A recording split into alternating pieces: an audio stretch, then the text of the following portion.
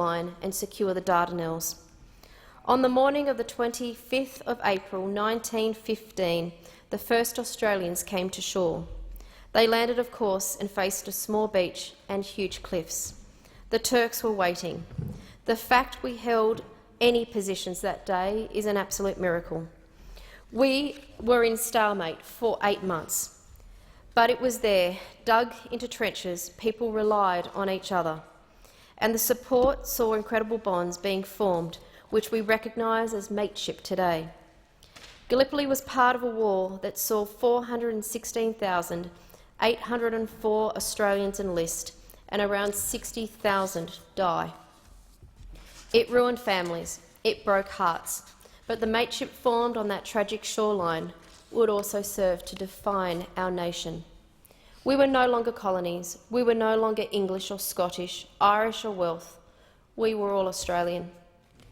And for a while, even our Indigenous population were treated as Australian and equal in every sense of the word.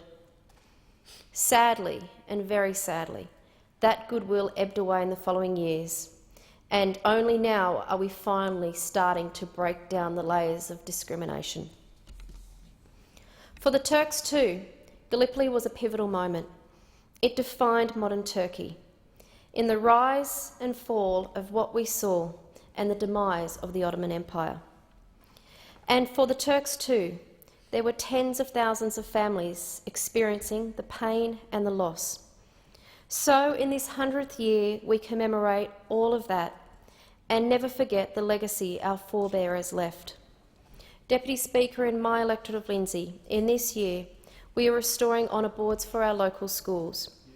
Penrith RSL sub-branch is organising the restoration, which will mean those boards will continue to play a pivotal role for the next 100 years. So many local school children will also understand the loss.